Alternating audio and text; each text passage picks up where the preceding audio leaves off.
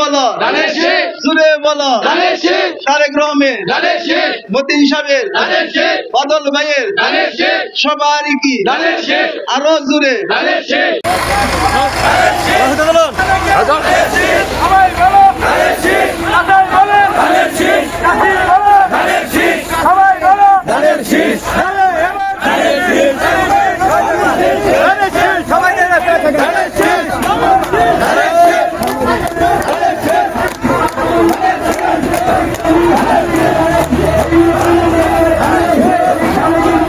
বলবার কারণে আমরা সবাই আনন্দিত। আমরা সবাই ধানের শীষে ভোট দেব। দল মত নির্বিশেষে আমাদের ধানের শীষকে মতিন ভাইকে বিজয় করতে হবে। এই কালিহাতি শুধু কালিহাতি নয়, সারা বাংলাদেশের মধ্যে প্রত্যেকটা উপজেলায়, প্রত্যেকটা জায়গায়, প্রত্যেকটা সব জায়গায় হাটে মাঠে এক মার্কায় একটা ধানের শীষ, তারেক জিয়ার মার্কা ধানের শীষ, জনগণের মার্কা ধানের শীষ।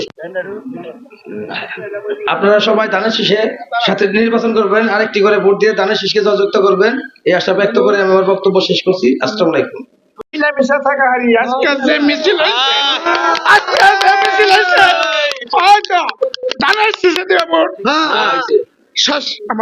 বক্তব্য তুমি যে কষ্ট আমি করছি ভাষায় প্রকাশ করুন যাব না।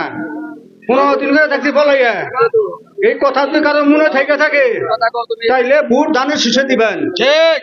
সবার কাছে আমার একটা অনুরোধ, ধানের শীষে ভোট মতিন ভাইকে নিতেই হবে। আপনাদেরকে আমি প্রথমে অভিনন্দন এবং ধন্যবাদ জানাই যে আজকের এই ধানের শীষের পক্ষে বৃহত্তর রামপুরের পক্ষ থেকে এই ঐতিহাসিক মিছিল করার জন্য। সংগ্রামী সাথী ও বন্ধুরা, আপনারা জানেন আগামী 12ই ফেব্রুয়ারি ত্রয়োদশ জাতীয় সংসদ নির্বাচন।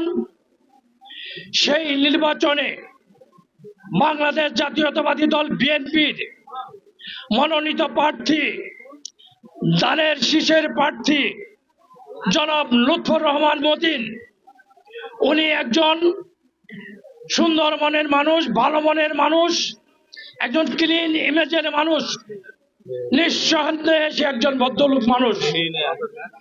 বাংলাদেশ জাতীয়তাবাদী দল তাকে নমিনেশন দিয়েছে, ধানের শীষ মার্কা তার হাতে তুলে দিয়েছেন। আমরা বল্লা ইউনিয়নবাসী সমস্ত নেতৃবৃন্দ এবং সর্বস্তরের সমর্থক ভোটার সবাইকে আমি বিনীতভাবে অনুরোধ করব, আপনারা যার যার অবস্থান থেকে, আপনাদের দায়িত্ব বুথ থেকে আপনারা দুর্বার আন্দোলনের মধ্য দিয়ে ধানের শীষের বিজয় নিশ্চিত করবেন এবং মতিন সাহেবের বিজয় নিশ্চিত করবেন।